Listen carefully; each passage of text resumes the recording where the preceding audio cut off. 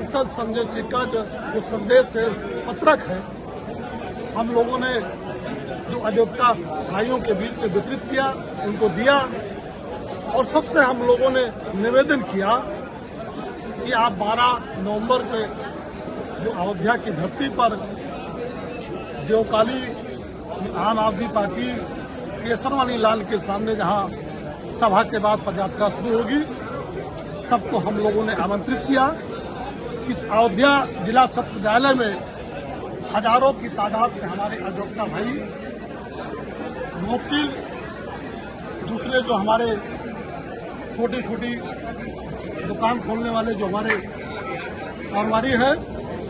उन सब से हम लोगों ने निवेदन किया, अपील किया और लोगों ने यकीन और भरोसा दिया। जैसा लोगों ने हम लोगों को रिस्पांस किया, सब बातचीत की, बड़ी तादाद में लोग इस अयोध्या जिला सत्र न्यायालय के जो अयोग्यता हो, वकील हो या कारोबार करने वाले लोग हों, तो जरूर आएंगे, हम ऐसा भरोसा है।